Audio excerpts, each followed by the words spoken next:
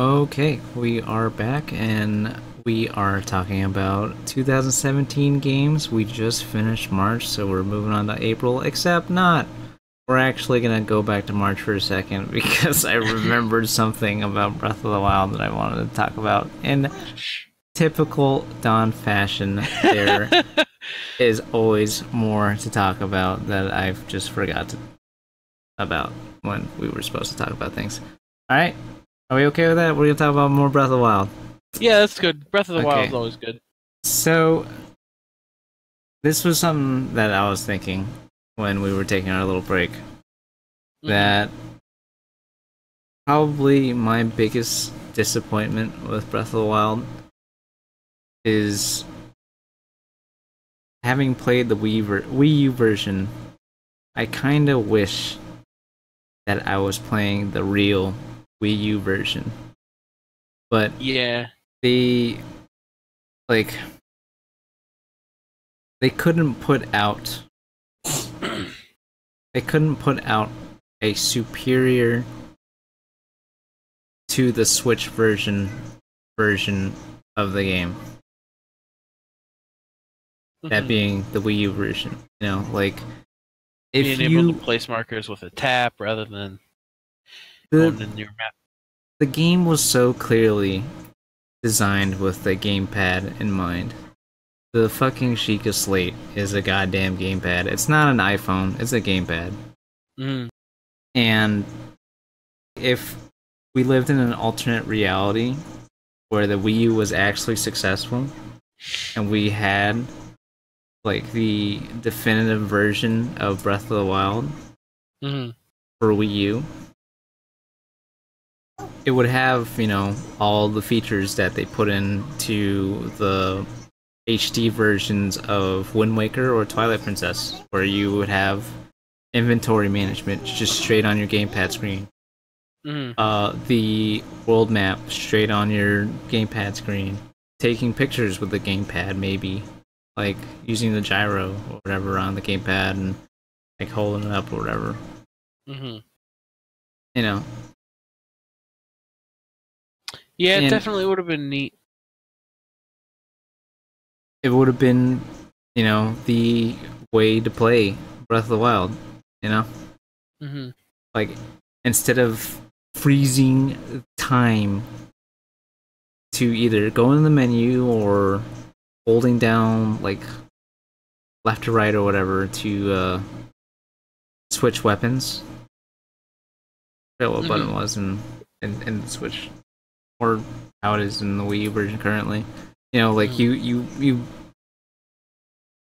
stop time to, like, switch weapons, basically, or, like, eat food. You know, instead of having to do that, you know, it could be, like, a more active thing, where you can actively switch through your items, or even eat food, just by tapping it on the screen. You know? And if they really wanted to go hardcore, they could just pull a Monster Hunter and have like a bar in the bottom right of the screen. It scrolls through your items. That's something I actually thought about recently too, because with like the success of Monster Hunter World, it's such a big topic right now. I think Breath of the Wild would have actually benefited from a control scheme similar to Monster Hunter. Yeah, I could see that. It's kind of awkward that jump is X. I mean, jump is X in Splatoon 1, but that's the reason the reason why that's the way it is because that button's closer to the right stick. Because the right stick is above the buttons for like Wii U. With Splatoon 2, they changed it to the B button because, you know, the right stick is below the buttons now, you know? Right. Yeah. So, for Zelda, that's not really the case. It's just the control scheme is kind of awkward. And having to, you know, like, stop and cycle through your weapons to pick the weapon that you want to use against whatever enemy. You know, it breaks up the flow of the game.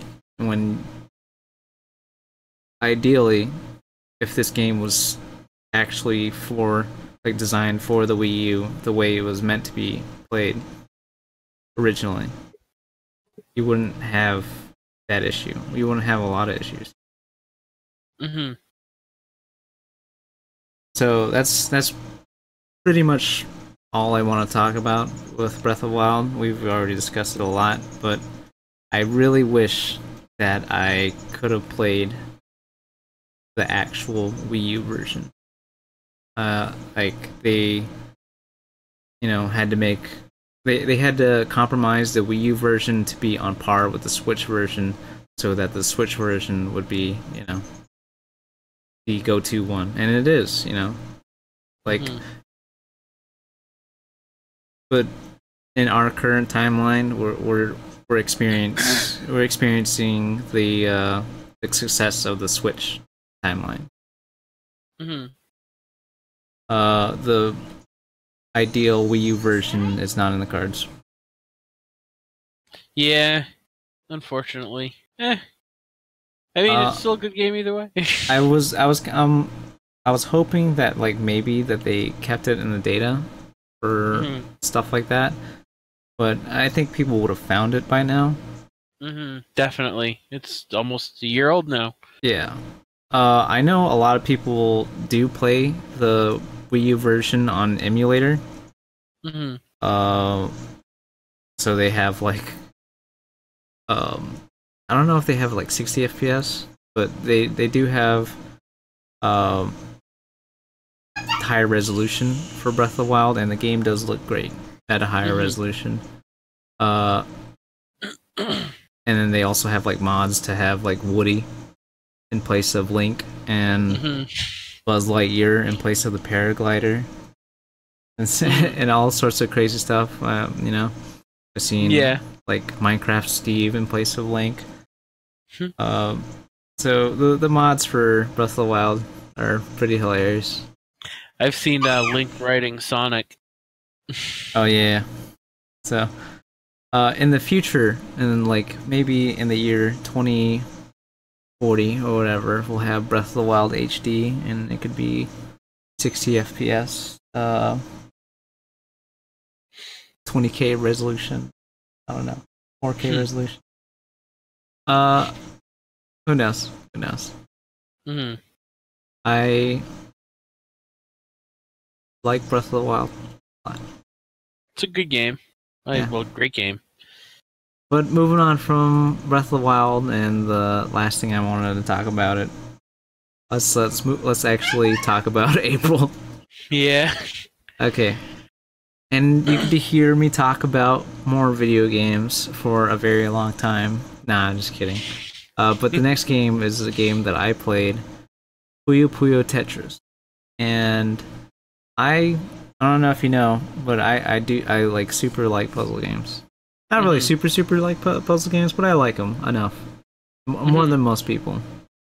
I can appreciate puzzle games. Yeah, puzzle games are cool.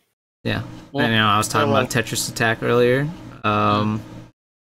Puyo is a series that we haven't seen too many releases of. One standout one I remember is the Mean Bean Machine. Yeah, Dr. Robotnik's Mean Machine. Yeah, I was trying to remember what the name of that game was. Yeah, Dr. Robotnik's Mean Bean Machine. That's Puyo. The series has been alternatively known as Puyo Pop at some point, but with this one they just called it Puyo Tetris, and Puyo Tetris is a lot of fun. They have a bunch of modes, but the main mode that you can play is or that most people play is Swap, where it periodically switches between Tetris and Puyo. It's pretty cool.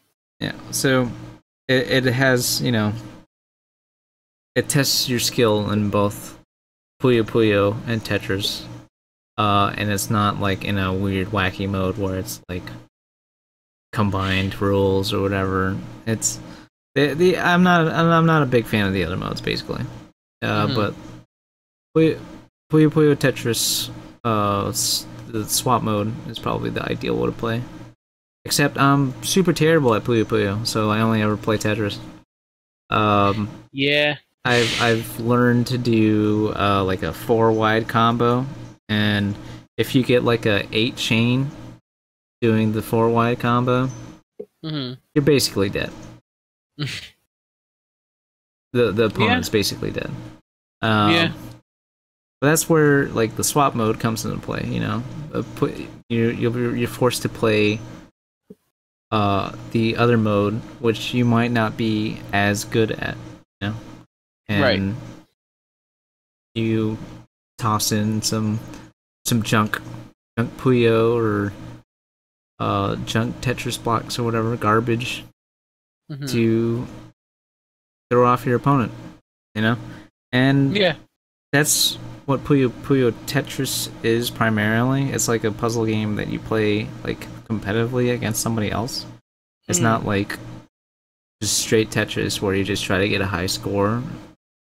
You are like playing against somebody else. So it's along the lines of Super Puzzle Fighter 2 Turbo HD Remix featuring Knuckles. Knuckles and Knuckles. It's and Knuckles, dude. Featuring Dante from the Devil May Cry series. Yeah, Devil May Cry series. And Knuckles. That's where. Yeah. I'm tired. Shut up. You know, I don't even think Dante is in. Wait, he might be in Pocket Fighter for the mobile game version. I don't know. He might, and he might not be. I don't really care because I hate mobile games, even if it's Pocket Fighter. Yeah. Puyo Puyo Tetris is good fun. Give it a shot. Give it a shot. There is a free demo you can download on the eShop. There is a PS4 version. There's a 3DS version that only released in Japan. Oh, so yes. Yeah, but there's also an English patch for that 3DS version. So if you have the means to play the 3DS version with the English patch, then go for it. Yeah. Puyo Tetris is a lot of fun, especially for puzzle game enthusiasts. It, combines 2 classics basically. It's Tetris, you can't go wrong with Tetris, really. Yeah. As for like the single player story mode, it's like they had like voice acted cutscenes with like portrait art talking to each other. Yeah, they're like anime characters. Some of the voices are like really, really, really, really bad. There's this one dude who sounds like this. He's like, take that. I don't even know what he says. I don't even know what he says, but he sounds so not enthused and awful, and I just hate his voice. What was his name? Simon or something like that? I think it's Simon. I hate him so much. Well, if he's supposed to sound nerdy, I hate playing Puyo Puyo Tetris. I don't think he's supposed to sound like he's nerdy. I think he's supposed to sound like he's not interested in anything ever. Like he's not even interested in living. That's. I can relate. I hate his voice so much, but I love playing as him because I hate his voice is so terrible. Oh, it's like a car wreck. You have to. Yeah. You have to look. Well, listen. Let's do this. That's what he says. Let's do this. Come on, guys. I actually like playing as like I forgot what her name is, but is it Ringo? Yeah, Ringo. She's like the main basic Puyo Puyo character or whatever. She like makes references to like mathematics. She's kind of like a show from The World Ends With You. You know how he's like sine, cosine, tangent. She does that shit too, and I love her for it. So. Man, I can't wait for that game on Switch. Oh yeah, for sure. Anyway, back to current games or last year's games. If I will mention, if people are interested, like we can discuss the Switch Direct Mini. You know, even though it's been a while since that happened, it was like the 11th of January, and it's now February. We could talk about Nintendo Direct Switch Mini if people are interested. Yeah. And I'm sure there's another Switch Direct coming up. Oh, definitely. We could definitely talk about that then. So. No, they just decided they're done with Switch altogether. Next console. Yeah. They gotta be cooking something in terms of like direct info. Oh yeah, definitely. Yeah. But speaking of Switch games, there was another. Yeah, I would say big Switch game release because you were talking about how like this each month they had something for the Switch, right? Or I like would say Nintendo in general. I would say it's a deluxe Switch game. Oh yeah. Yeah, sure. Why not? Go ahead and talk about it, Josh. It's Mario Kart 8 Deluxe.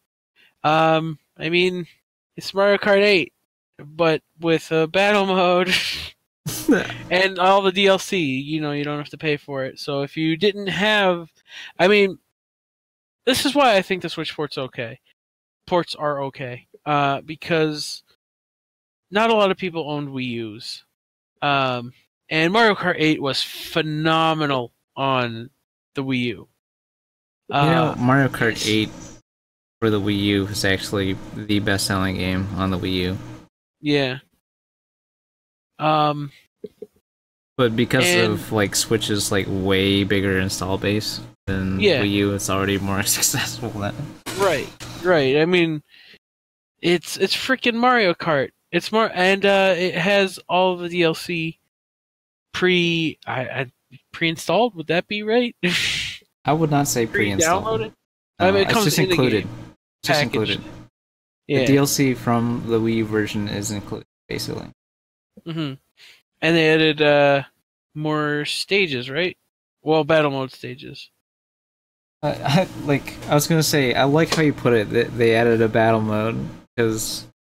Yeah, the battle mode in the original sucked. The original did have a battle mode, but it was absolutely atrocious. It was pretty fucking terrible.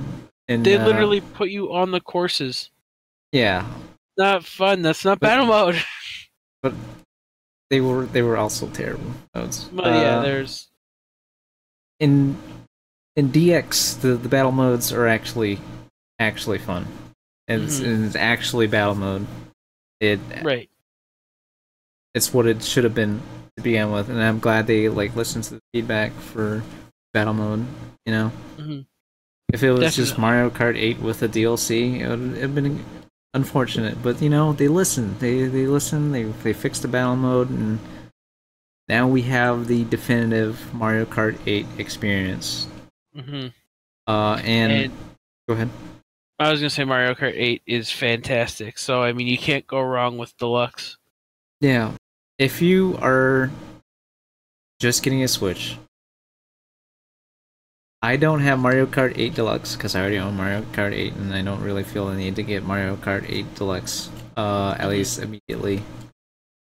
But you don't have a Wii U, you don't have the original Mario Kart 8, and you are getting a Switch, and you want a multiplayer game to play, Mario Kart 8 Deluxe is the way to go.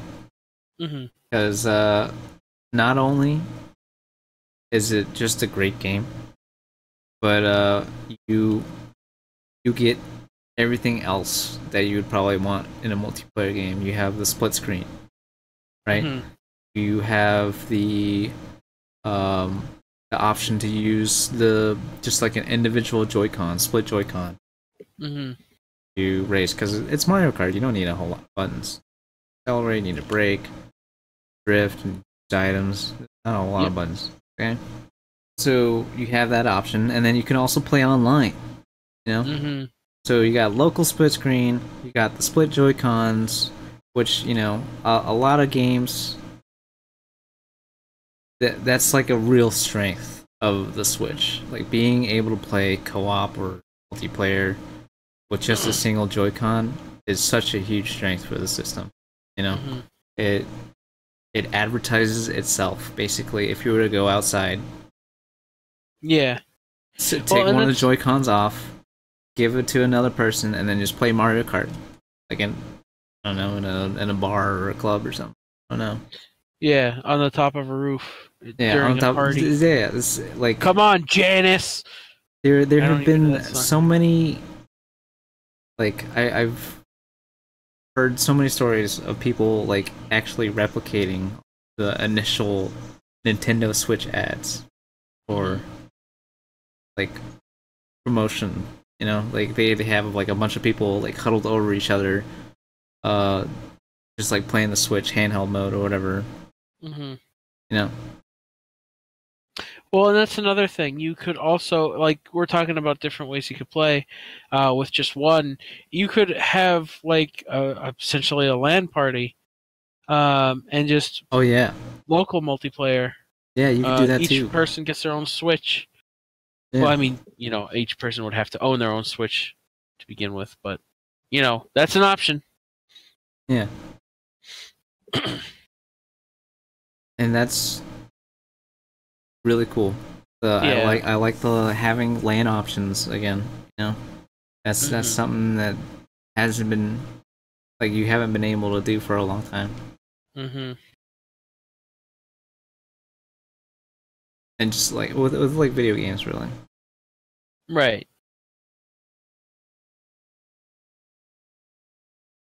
I mean, and plus it's still going on with the LAN. It's a lot more convenient than multiplayer on, let's say, a PC where you'd have to drag that with you. Oh yeah, PC LAN. It's quite an effort if you were to have a LAN party with like your computer, and I mean like the games that people play these days are not really LAN heavy games. Like it'd be insane to play PUBG LAN. I don't even think you can. I highly doubt it. Probably 100 computers connected on the same network. That's fucking ridiculous. Yeah. PUBG officially came out last year. I forget when. Yeah. And we don't have it on our list. Yeah, well, I'll just briefly talk about PUBG real quick in the middle of this. I don't know when it like officially came out, but it was in early access or whatever. That game is like an unoptimized piece of shit. It's really popular right now, or it was really popular. And I'm sure it still really is popular.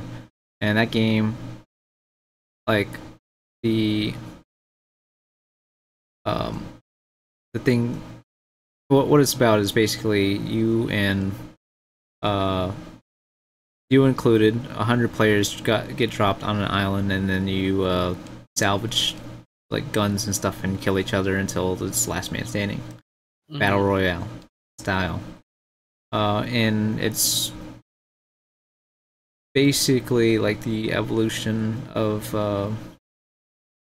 the like Daisy kind of games, I think the dude, Player Unknown, was the guy who came up with like the idea or whatever.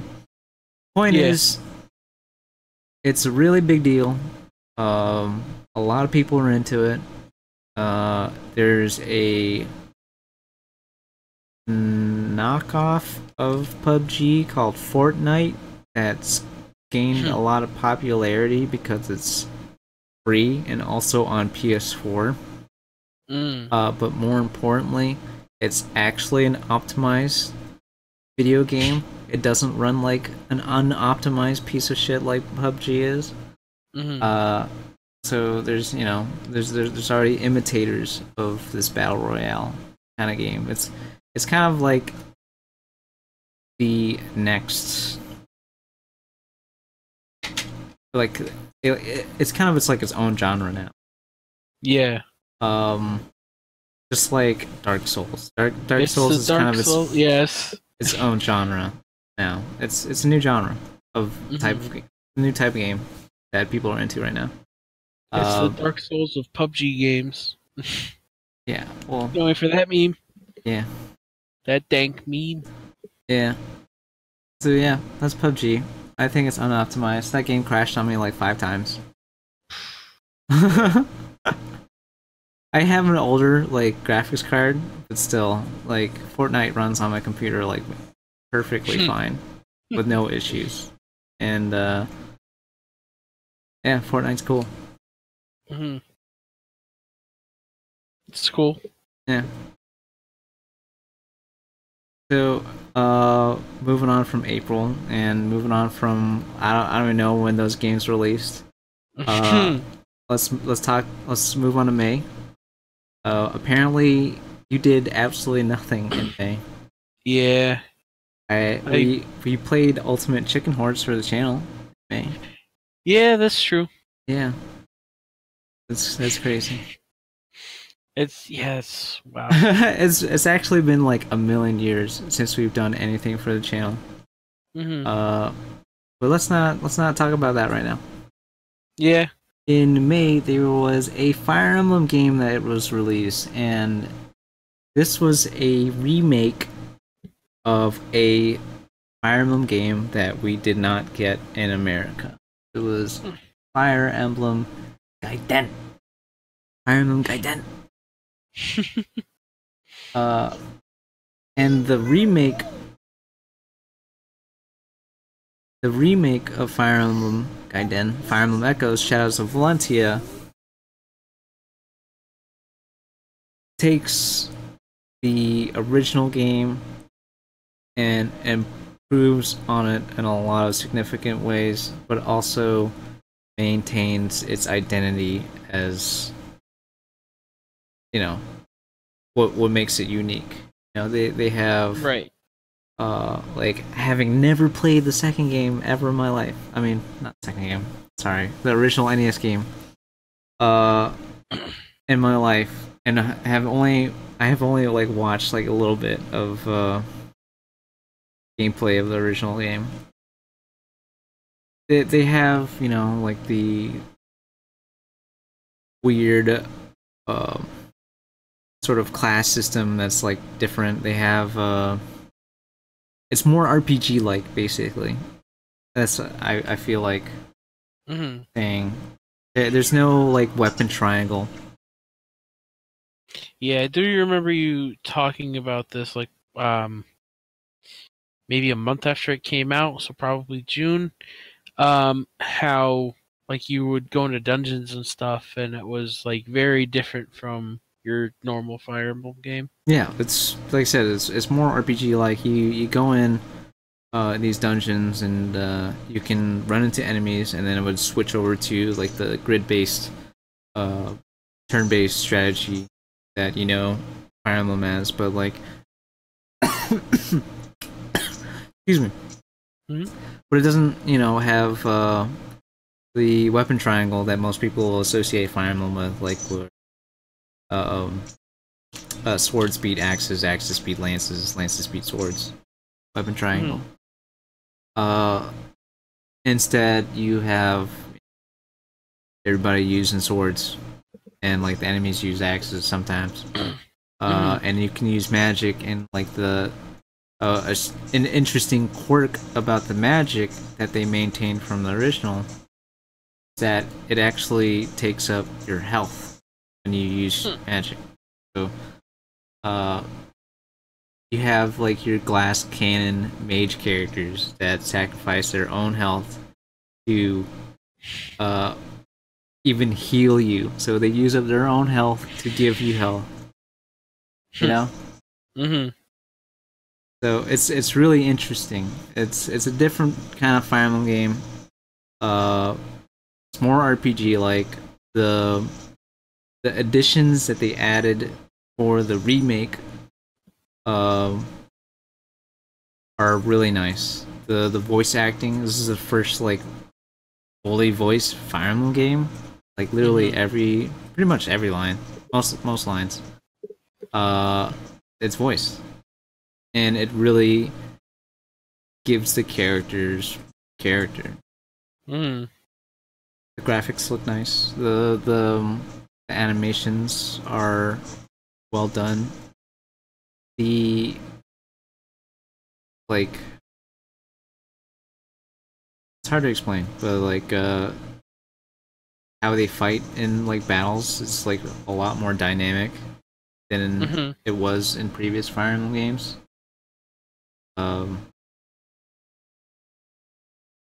But there's sort of like steps back from Fire Emblem Fates in terms of some mechanics.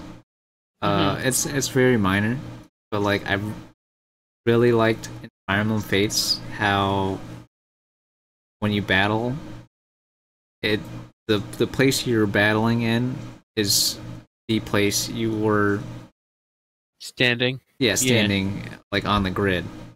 Yeah. But I always thought that was Shadows. Cool. In Shadows of Valentia, it's like more of a generic background, you know, more standard Fire Emblem fare. Yeah. I would have thought they would have kept that from Fates. Because I mean, that's just like a natural. That seems like a natural progression of how you would do stuff like that. I believe, like, from my guess, Fire Emblem Echoes is actually made by sort of like the Intelligent Systems B team, kind of. I think they were the people that worked on the Advance Wars games. Maybe. Not 100% sure, don't quote me on it. But you know, the main like Fire Emblem Intelligent Systems crew, they are, I'm sure, are like had moved on to working on the Nintendo Switch game.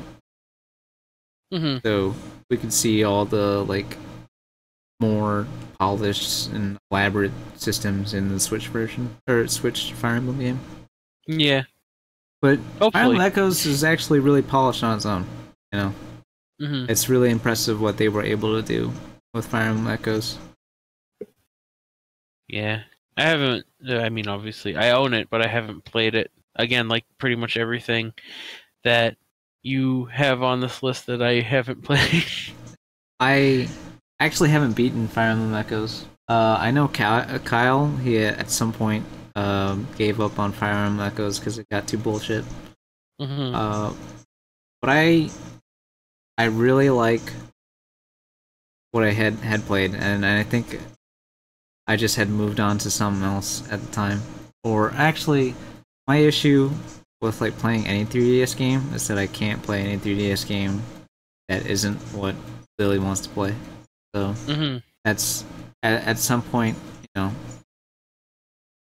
the 3DS wasn't actually mine anymore. It was just my daughter's.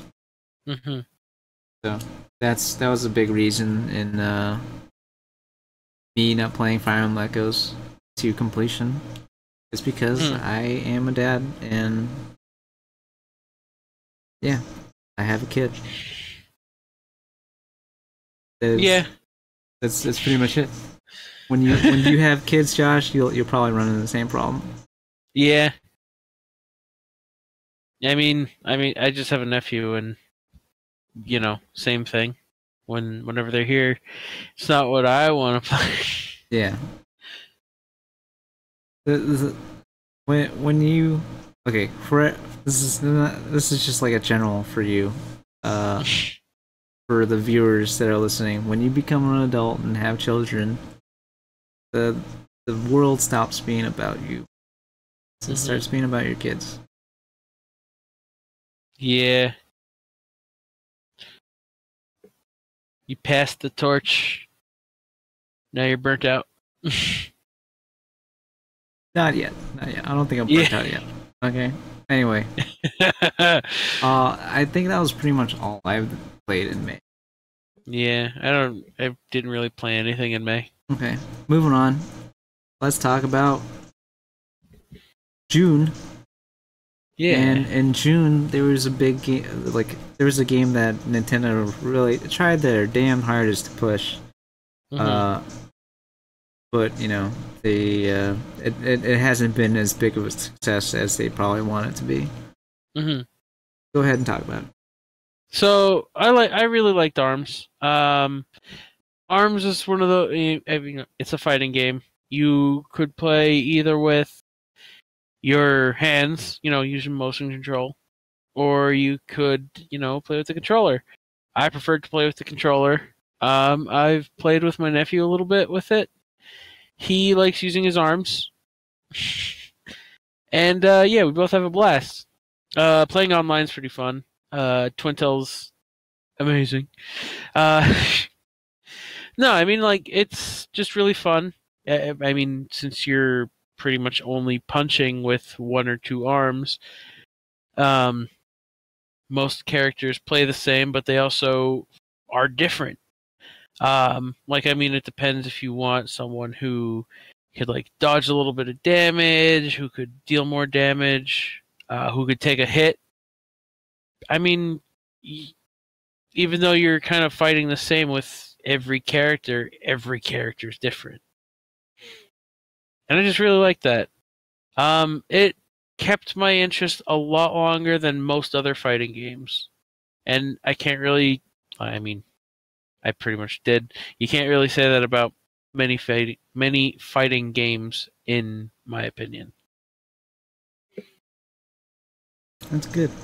Good. Yeah. And you know, I think that's what they were aiming for Arms. They, Mm, I'm pretty sure this was like the same team that made Mario Kart 8, I believe.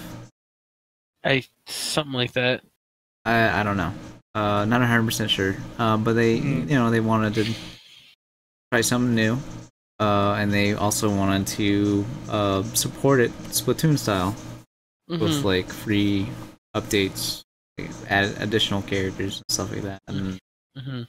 whatever else, like new arm weapons. Mhm. I've had a chance to play this a little bit with my buddy back in Houston. He um, he would kick my butt in arms. Mhm. Uh,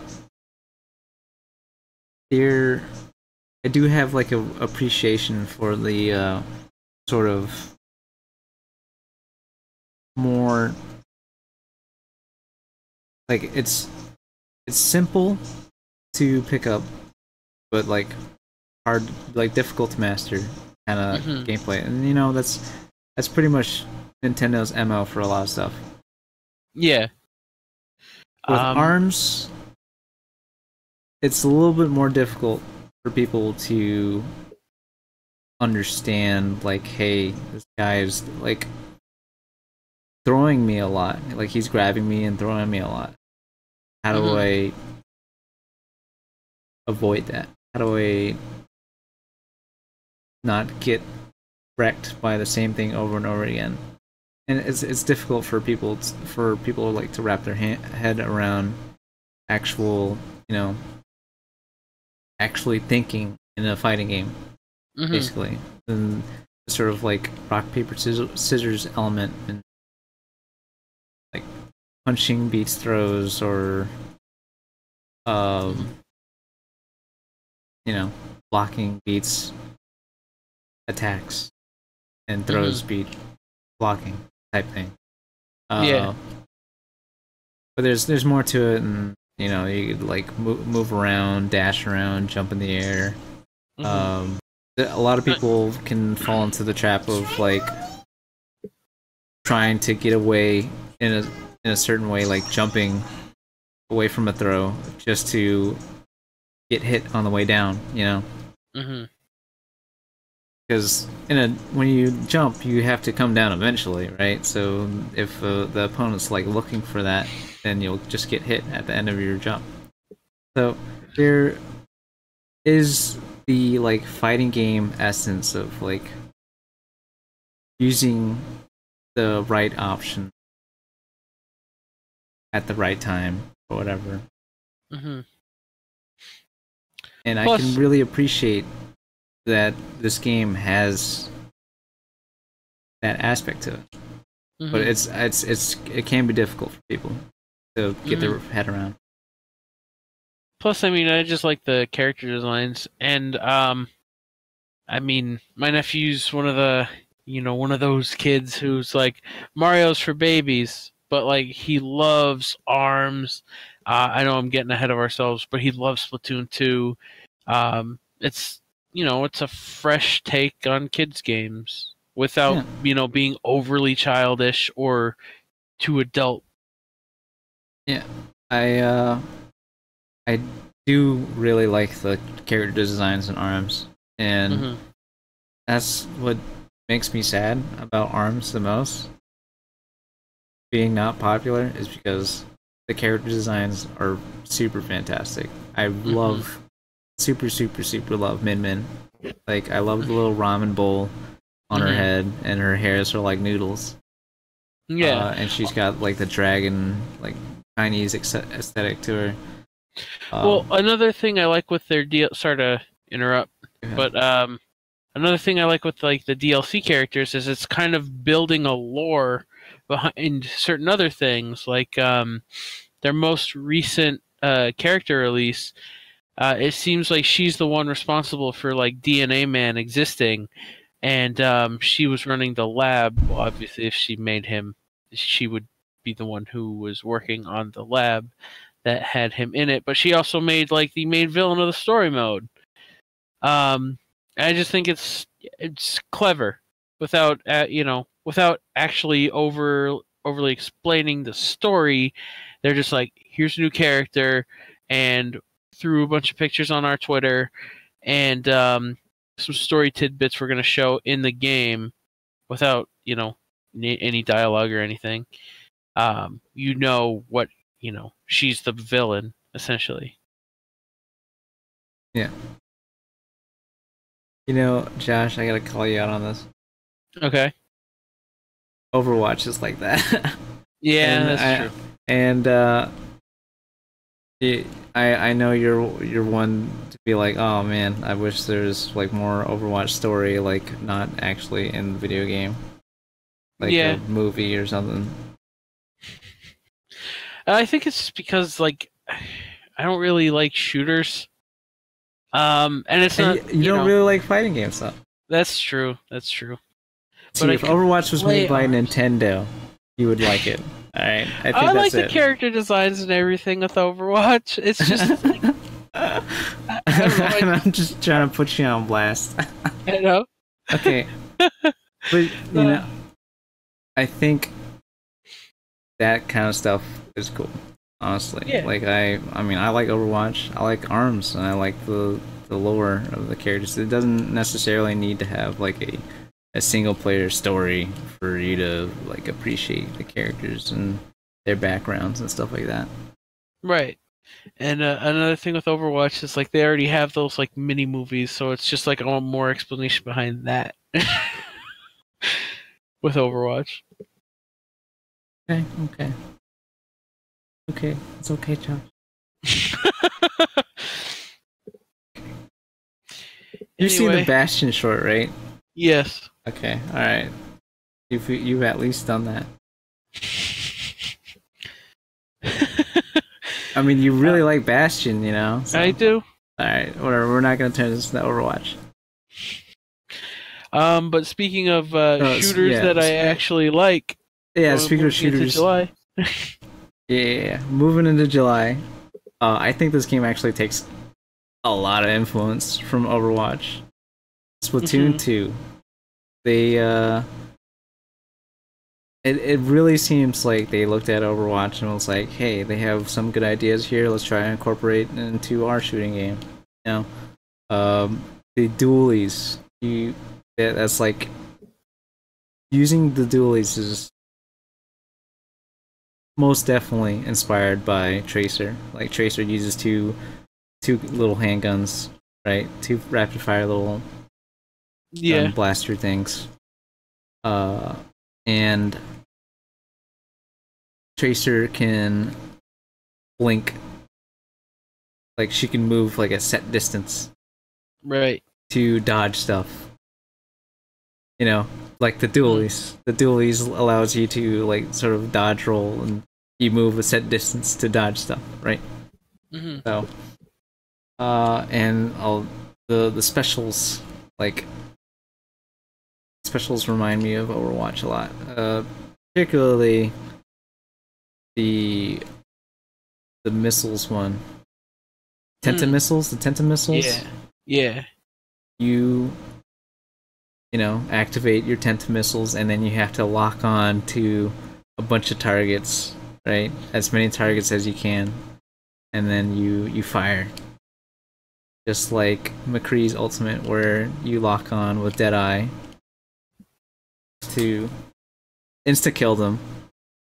In Splatoon 2, it's not an instant kill. That would be, like, so unfair. Yeah. But it's very similar, you know. Mm-hmm. So I think Splatoon 2 takes a lot of influence from Overwatch. They also, with Splatoon 2, really refined the gameplay of the original.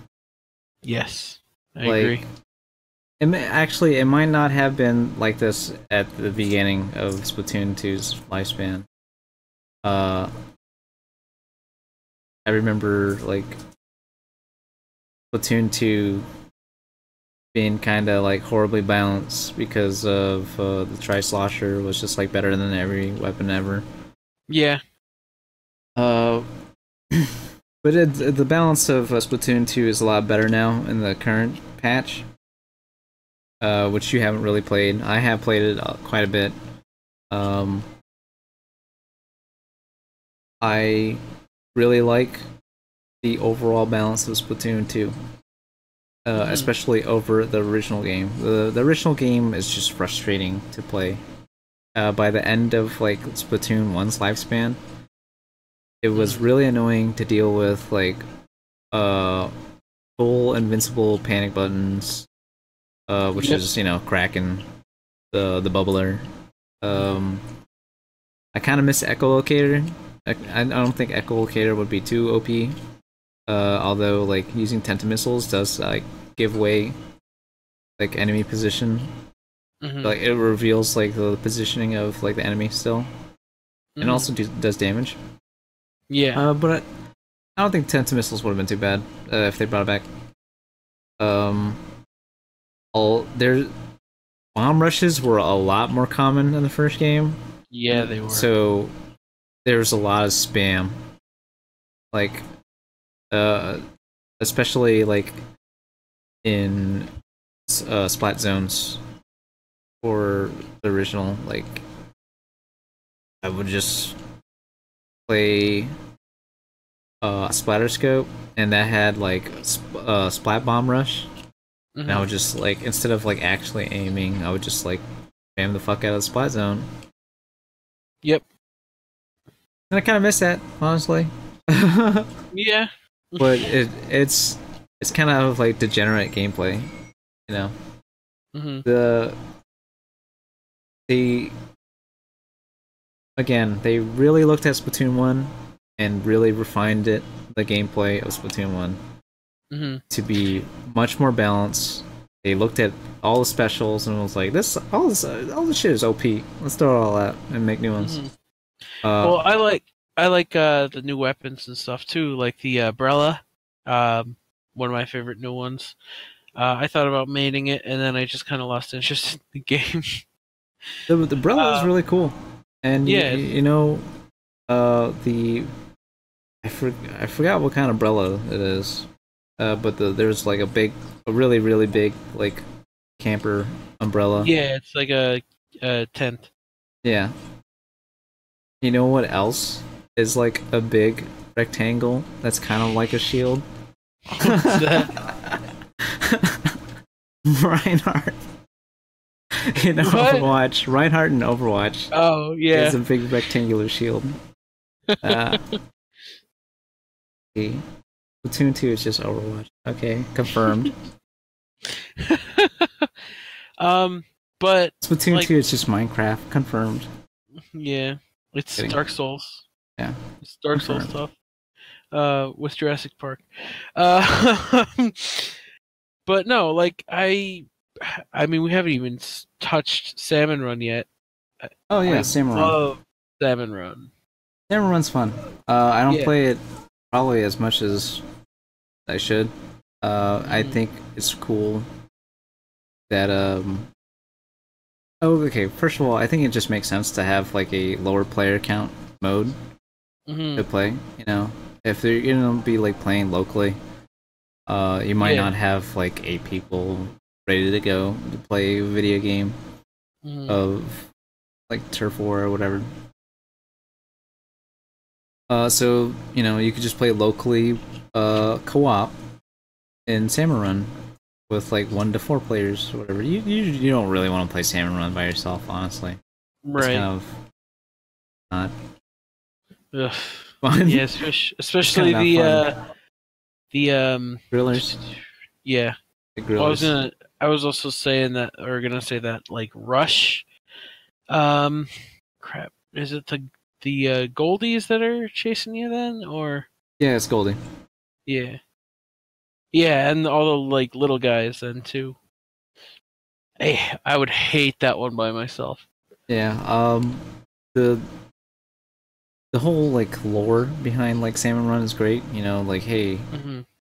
you gotta make some money, do some work, and make some money for me. And got the salmon eggs from single player there, Hmm. and it's great. It makes sense with the world. Um, Hmm. Well, it obviously reminded me of Left 4 Dead originally. yeah.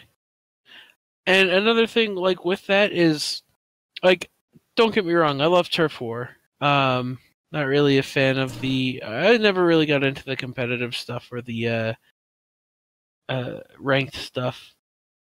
But Salmon Run, I always liked playing cooperative. I can't speak cooperatively with someone rather than against someone. So Yeah, like to and have like a squad of 4 go against these creeps, these creatures from the deep. It's I don't know. I just love it. yeah, and you know, I totally get the appeal and just like working together with your friends Hmm. and just having a good old time. Me personally, I like competing. I like kicking ass and taking names. Hmm. So I do enjoy the rank modes, and more recently they came out with Clan Blitz, which is like a Yes, new rank mode. You haven't had a chance to play it, but I haven't, but it looks awesome, and it's you tell me it's awesome, so I believe you. it's pretty awesome. Like I like the rules behind it. Hmm. Uh, it really accentuates good teamwork, and that's I think that's good for a team-based shooting game. You know, Yeah. if you reward teamwork, Hmm. that just makes sense, right? Yep. The better team should win. So Hmm. the new mode Clan Blitz really enables that. You know, there's a lot of stuff you could do. Like unlike Rainmaker, you can actually jump to one of your teammates with one of the uh, clam cluster footballs. Hmm. So you could be at your base with a little football dealy, and one of your teammates could be over there, and you could jump over to your teammate, uh, who is by their goal, and then as soon as you land, you toss the football in to that Hmm. goal. You know, and they're it'll never happen in like just like online matches because like nobody knows how to coordinate or anything like that, and there's no voice chat for you to coordinate something so like requiring coordination. So something Hmm. so difficult. Precise. Yeah. Sometimes it might happen. You might get lucky. There it has happened for times, but like Hmm. I was like watching some sort of tournament clip for Splatoon 2 at some LAN at a tournament that was primarily a Smash tournament, I think. But they had a dude who was like basically, as I explained, by the goal with a tent umbrella. So he was protecting the guy who was jumping there with the umbrella. So he could jump to him and then toss it in. It was, and like they clutched it. It was crazy hype. Crazy hype, and nothing that it would never happen in an actual match because you had to be coordinated. Clan Blitz. I like it a lot, but because it requires so much teamwork, you won't get that in your online matches. You won't get like quality matches. You'll get a lot of people just not knowing what the fuck they're doing, and especially because it's a new mode, people have no clue actually how to play Clan Blitz.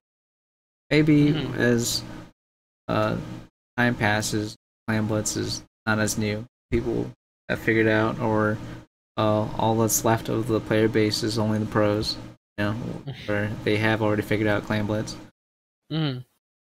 But right now it is terrible if you go into Clan Blitz and try to rank up.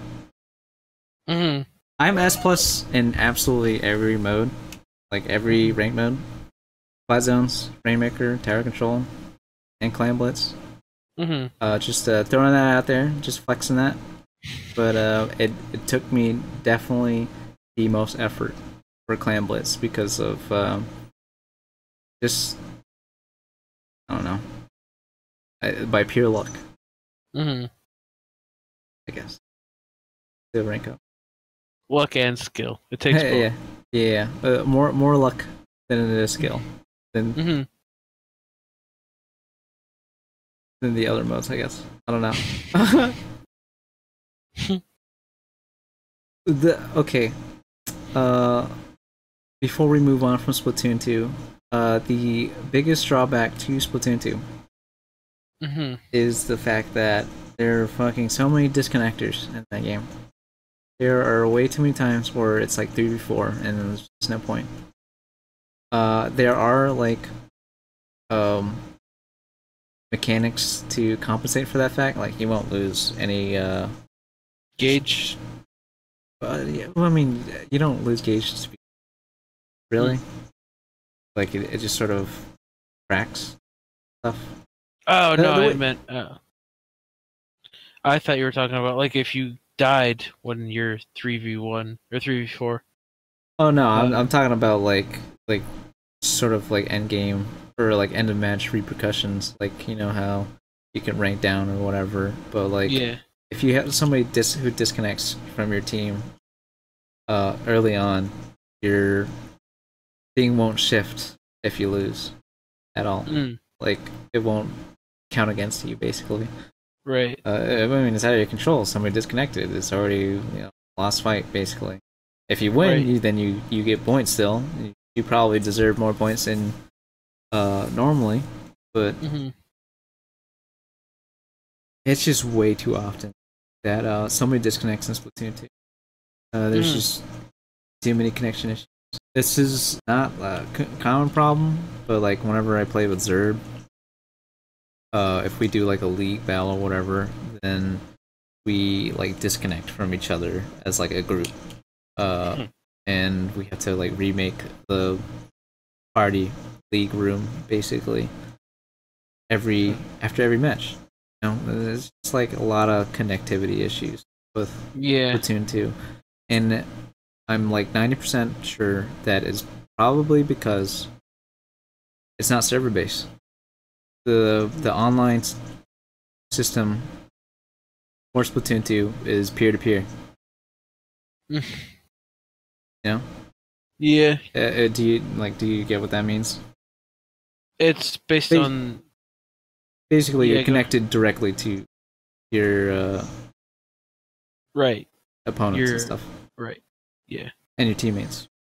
And you don't connect to a server that handles all that stuff for you. So if it's kind of like old Skype, okay? And whereas it needs to be like Discord, you know how Discord has its own servers, right? If one person disconnects from Skype, old Skype, then it becomes an issue for everybody else, right? Right. Well, at least the host. With Discord, if Discord goes down, then that kind of sucks. Yeah. But that's very rare, you know. But like, it's less of an issue. The connectivity issues, you know. We would have so much trouble with Skype, right? Yeah. Because like the host disconnected or whatever. It's the same thing for Splatoon 2. 90%.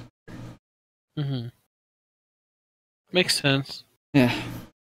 So that is the main problem with Splatoon 2, and I don't see it changing at all when they release the Nintendo Online service. Like, they're not gonna just like rework the netcode to be like server based or whatever. Maybe with like a future Splatoon, but not Splatoon 2. It's really annoying, man. Like, there should be no reason for people to be disconnecting as much as they do. Right. It may be because it's like a handheld system. I don't know. A lot of people on Wi-Fi, I guess. I never really had as big of an issue with Splatoon the Wii U 1 version. Yeah. Like there were disconnectors, and you were actually punished in those situations too. Sometimes, most of the time, I think that they really improved the ranking system. I like what they did with the ranking system in Splatoon 2, so they got that going for it. Yeah.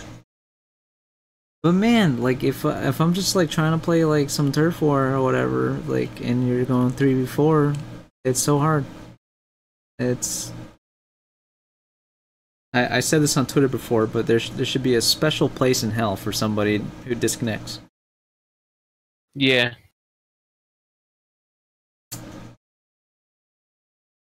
But it might be out of the control. It might be because of how the netcode works in Splatoon 2.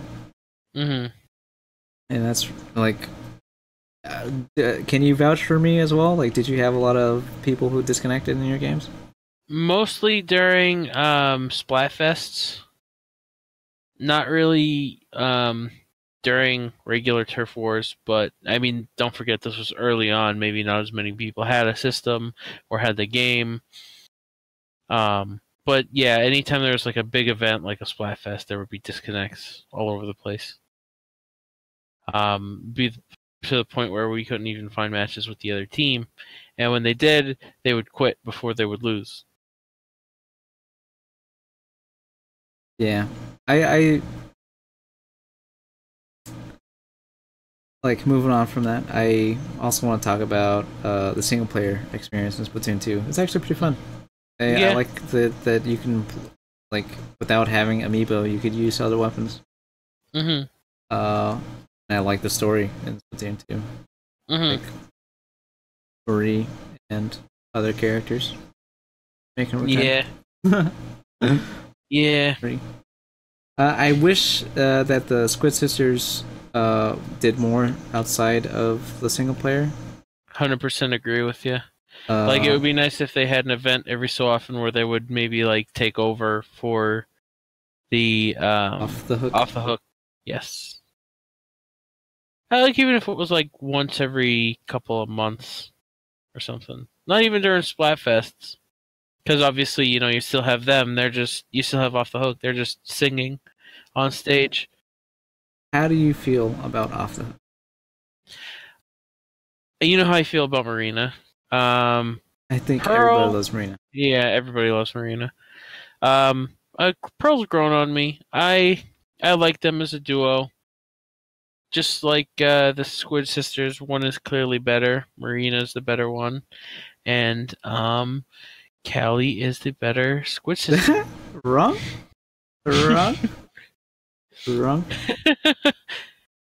Canonically wrong? Yeah. You bastards. But anyway, yeah, I think most people like Marina. That I think that's very obvious within the community. I actually, I love the rat baby. I appreciate the rat baby. Like you said, she's grown on me. But she's grown on me a lot. I really appreciate Pearl. She's a good performer. But I like Marina a lot too. I like her design way more. It's just I just like with all the animations and stuff they gave Marina, you could tell like what her personality would be like outside of, that. Outside of being a pop star. Yeah. Or I believe her personality is actually different in the Western versions of Splatoon 2. She's kind of like Marie, and that she's like sassy and stuff like that. I don't think she's like that in the Japanese version. Oh no, I meant like her personality seems like she's kind of innocent, like she's not real, like she's shy and stuff. Yeah, like soft spoken, I guess. Yeah, but she's also like super sassy. Yeah, but I could see both in her. At least from our version of Splatoon 2. Yeah. So I think that's pretty much covers Splatoon 2. That's all I really want to talk about. Single player. The off the hook. Basically they refined Splatoon 1 in terms of like all the mechanics really, from the gameplay, from the way Splatfest works. That works way better. Even the customization options. Yeah, customization options work better. The Splatnet app, I know you were kind of big into that. That was pretty cool. Like you can get gear that has the thing that you probably want on it. You could online shop and it doesn't cost you real money. Yeah. It'd be different from like what would be standard. The skills are different. Yeah. Yeah. Maybe even the brand. I don't know. No, the brands are the same. Okay, the brands are the same. But the point is, that is cool. You could be fresh. Like they really accentuate being fresh. Doesn't not about having 6 damage up or 9 damage up or whatever. Like in the first game, they really rebalance that too. Like the gear abilities. So, Splatoon 2, Splatoon 1, but balance. Yeah. Alright, so, like you said, that pretty much covers Splatoon 2. Let's go to a game that I think is a little underrated. Hey, Pikmin. I know you didn't really play it.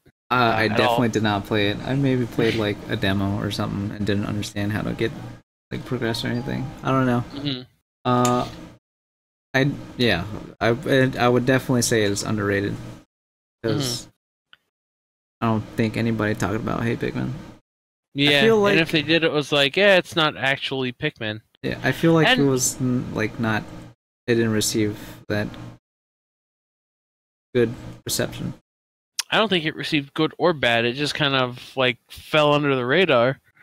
Along the lines of Chibi Robo, except I think the Chibi Robo game was decently reviewed. I don't really remember. But Hey Pikmin, it just got brushed to the side, and it's not the best game. It's definitely not a Pikmin game. It is essentially Ziplash, except you're using Pikmin instead of your cord. I don't know why that made me laugh so hard. There's not much to say. I didn't finish it. But it kept me more interested than a few other games I was playing at the time. Like, I don't remember what else I was playing. But, I still had Yoshi's Woolly World. Or Poochie and Yoshi's Woolly World in my 3DS. because I hadn't played too many 3DS games since then. Popped there, that out, and there hadn't been too many 3DS releases. Well, obviously, they were focusing on the Switch. yeah, that's true. And the 3DS right now is just like Kind of dead in the water. it's not necessarily dead, but it's like it's definitely at the end of its lifespan. It's very apparent. So, even though Nintendo's like, oh yeah, we're still supporting it. Don't worry, we still got games on the 3DS. Don't worry. Yeah, but it's the 3DS is clearly on its last legs. Yeah. If you got only Atlas still releasing games on your system, It's dead. It's close to the end of its lifespan because that's what Atlas does. They just release games on almost dead platforms. That's just what they do. They continue to support platforms till the very end. I think Persona 4 was like very close to the end of the PS2 lifespan.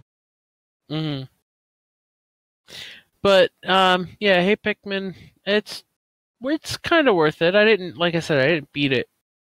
But I mean, I had some fun with it.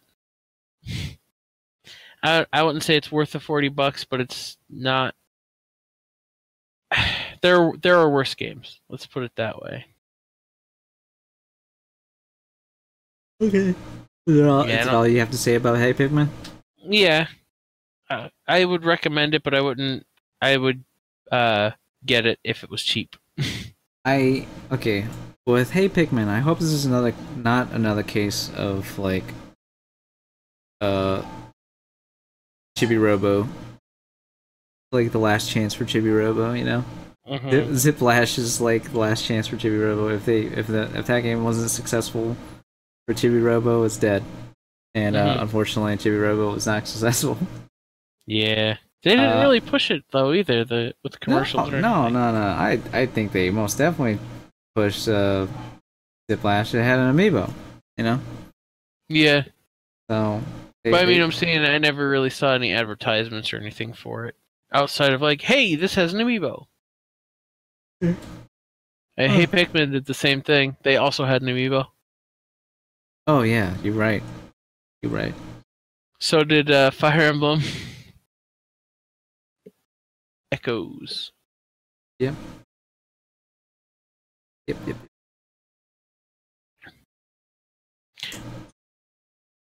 But let's go to a game that actually I think had more advertising for it than Hey Pikmin did, and came out around the same time. Miitopia.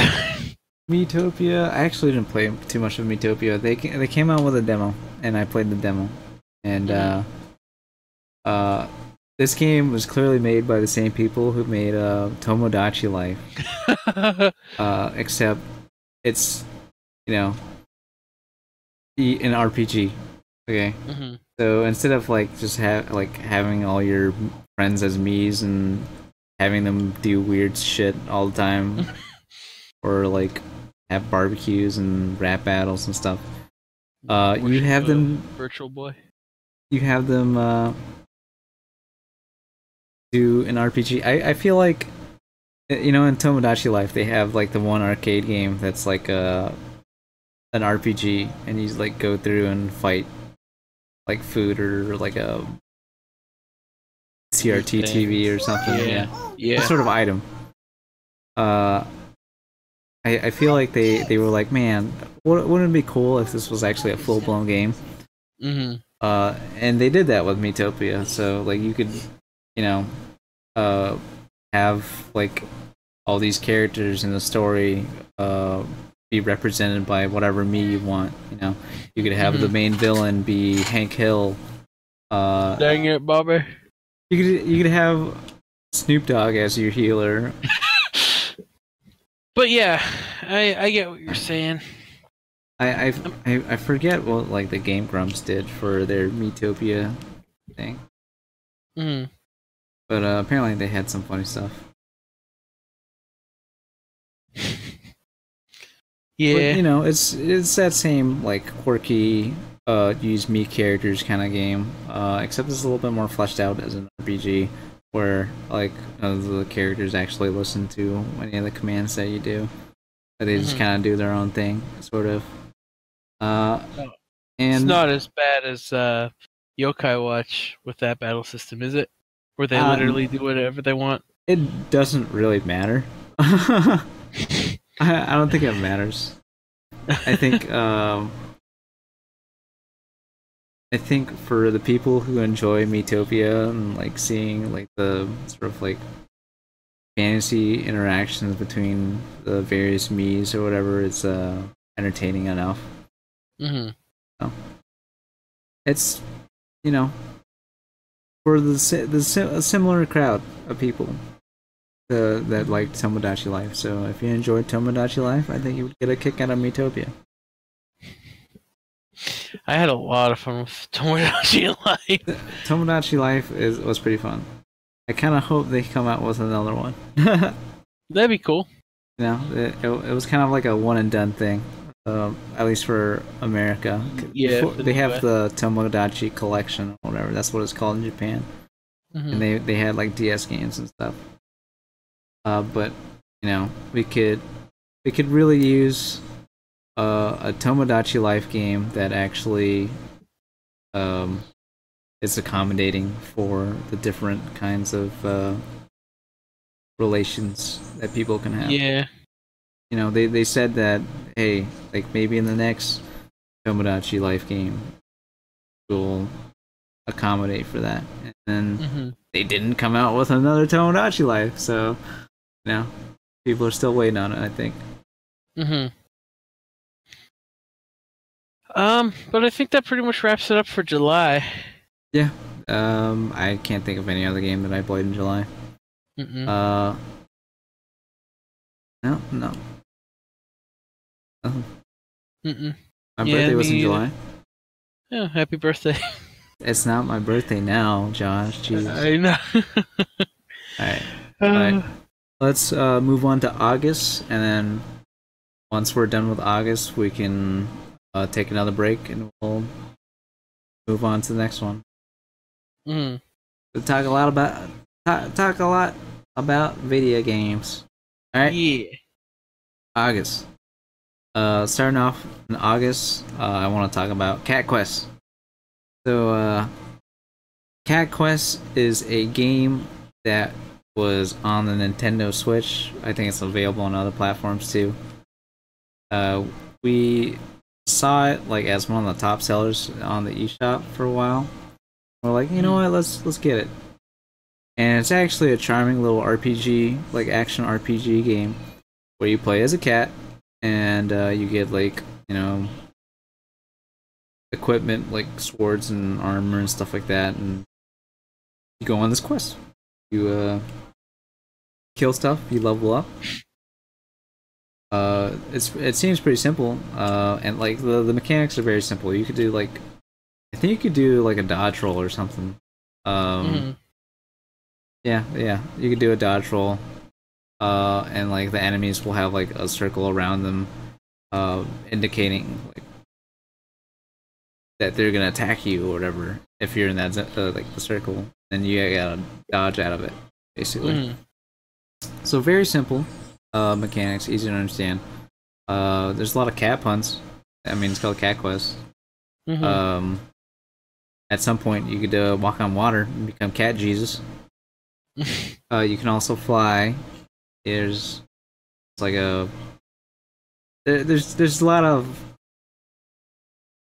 like charming little cat things. If you like cats, you know, and if you like action RPG, you won't go wrong with Cat Quest. You know, it's a fun little game that it's worthy of your time if you enjoy that kind of thing. Yeah, that's Cat Quest. Not a bad game. Not a bad port on the Switch if it's on other platforms. I think it. Yeah. I think it is. It most definitely is. A lot of many games are on other platforms, but like the Switch version specifically, I don't feel like there's any issues with it. That's always good. Yeah. Moving on. Yep, we've got Mario and Rabbids Kingdom Battle. I actually, I mean, with everyone on the internet, I was a little skeptical when they announced this game.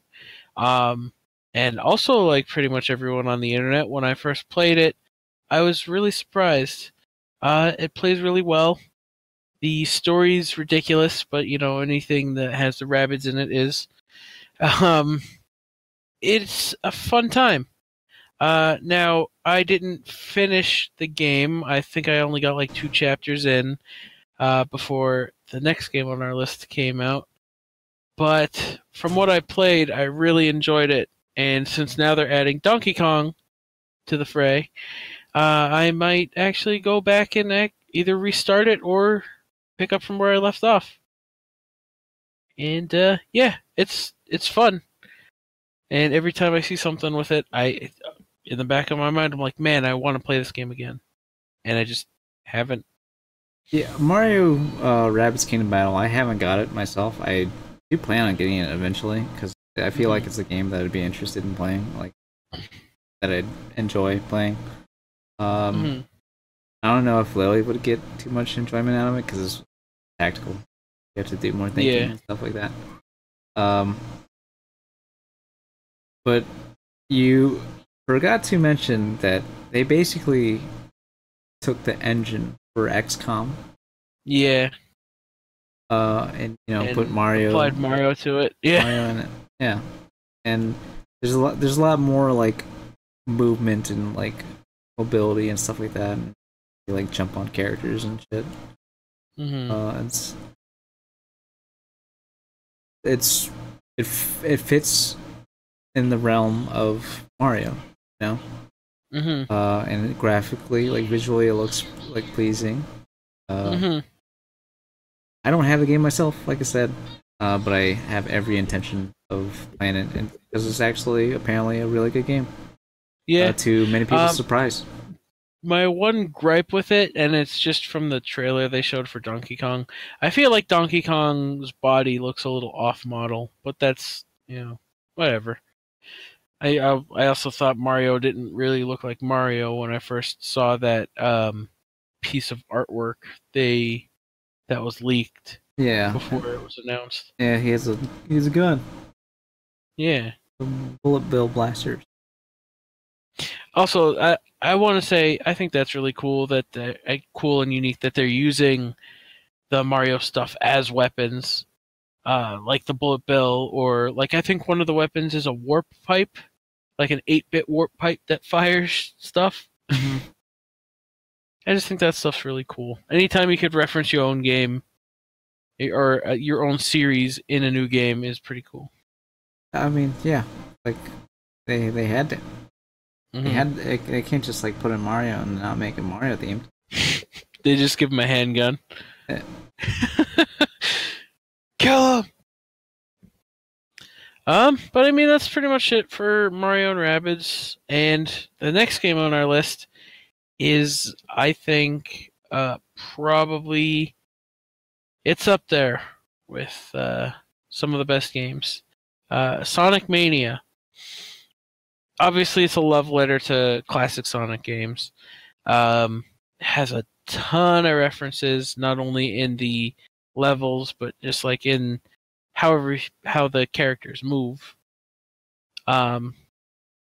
Sprite work's phenomenal in it. As a pixel artist, I could appreciate pretty much everything in that game. I love the music in the game, like Green Hill, like revisiting stages. Like they'll have one level, which is essentially the original level from the classic Sonic 1, 2, and 3, and Knuckles. Yeah, the first place you revisit, the first zone you revisit all of the old stages from Sonic 1, 2, and 3, and Knuckles. And then for the second stage, it's like a remixed version of it. So like, what was the one? Like Chemical Plant Zone. It's just like they have twists to it. Like in Chemical Plant Zone 2, there are these giant syringes that put a different liquid in it and like make you either bounce higher or bounce like a smaller amount. And then obviously they have their own unique stages. And it plays exactly like one of the classic Sonic games. It controls really well. It's very fluid, and if you like any of the older Sonic games, definitely get this game. I gotta tell you, Josh, and I gotta tell everybody who's listening, I fucking hate Sonic. But I can appreciate the work that went into Sonic Mania. You know, the developers, they are basically a ragtag crew of fans who was given the opportunity, the green light from Sega, to make a good Sonic game. You know, because Sega can't make a good Sonic game themselves. Look at the other game that came out that year. Yeah. No. Let's not talk about that game. Yeah. Like I said.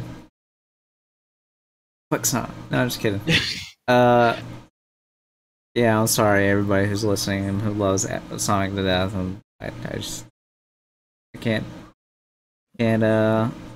can't get with Sonic these days, especially after Smash Bros. He's fucking annoying to play against in Smash Bros.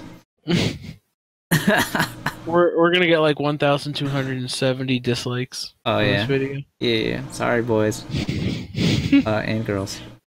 Yeah. But anyway, Sonic Mania. Like I said, I do appreciate the work that goes into that game. I'm really happy for all the people that are into like old classic Sonic games and have been wanting a game like this forever. You know, this is the real Sonic the Hedgehog 4. Yeah. Instead of I forgot about Sonic the Hedgehog. Sonic the Hedgehog Episode 1, and then eventually Episode 2, I think. I don't know if they actually ever came out with Episode 2. I think they did. There was supposed to be 3, and they didn't come out with the third one. They gave up. It was too bad. Yeah. I don't know how they ruined a classic Sonic. Well, I mean, it wasn't classic Sonic, but it played like classic Sonic. Yeah. That's what you get for naming your character the same thing as your actual games. Classic Sonic, really? I mean, what else are they gonna call it? Anyway, just before we get any more hate mail, I will say, Sonic Mania has a fucking killer soundtrack. Like, I really, really like the music in Sonic Mania. If anything, Sonic Mania has a good soundtrack.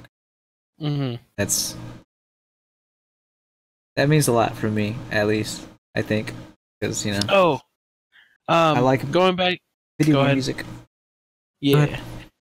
Going back to what I was saying about like how phenomenal like the pixel art and the sprite work is in the game, and like all of the references. One of my favorite things is like in, I think it's Act 2, but it might be Act 1 in Chemical Plant Zone. Right before you start the stage, like a drop of chemicals drops on whoever you're playing as head. But in this example, it's Sonic, and he does the like little shake that he would do in Sonic Spinball after he would jump out of the water, in the first stage. And like I said, any little reference. Oh, my favorite thing. Sorry, I know I keep jumping around with it, but you actually fight Dr. Eggman in the Mean Bean Machine. Yeah, I think that's like super annoying for like speedrunners. I feel like. Yeah. Then you have to play like an entirely different game, and it might be kind of random or whatever. But I think it's super cool. You know? Yeah, it's a nice reference to a reference. Like, a spin-off game. All of it's like a tribute to Sonic's history, and like I said, I really appreciate that. I can get with that. I just you just don't like Sonic. I don't like Which Sonic, is fine. Man. And I don't really like the gameplay either. You know? Yeah. I very recently played Not really very recently. Not that recently. I think last year I gave it a shot. Freedom Planet. Mm. And it's kind of a similar gameplay. Except like the levels are like an hour long or something like that. 30 minutes long. And that's just way too much. Yeah. But I don't really like the structure of the levels. So like the sort of like gameplay loop of Sonic. I like, obviously the more Mario style of platforming. Yeah. I don't think it needs to be like high octane or whatever. I don't think they're. Doesn't need all that blast processing. I don't think it needs to have all these like roller coaster alternating paths and stuff like that. That's just confusing. It's just me. To an extent, I agree with you. But I like Sonic more when he actually slows down for like the stage. Obviously, the bosses and stuff are a big part too. But yeah, like I get what you're saying, because it's at that point, when you're just doing the loop-de-loops and all of that, it's just a visual, marvel. Not even with Mario, the platforming is more deliberately crafted. Right. I just prefer that style. I see the appeal in Sonic, but it's not for me. Right, and that's fine. Everyone's entitled to their own preferences. Yeah. Now let's move on to another big month. September. Actually, no, we're not moving on to the next month. We're cutting off here. Oh, right. Yeah. So that was August. Sorry for all the Sonic fans that I've deeply hurt. It's okay though. People are entitled to their opinions. Josh likes Sonic Mania. I appreciate Sonic Mania, but that game wasn't for me. I didn't play it at all. I knew I wasn't gonna like it all too much. So that's it for this podcast. Yeah. We're gonna be moving on to September and the next one. Please stick with us. I appreciate anybody that's been listening to us ramble about video games in 2017, even though it's fucking February. So yeah, thank you so much. See you soon. Yeah, bye guys. See you soon.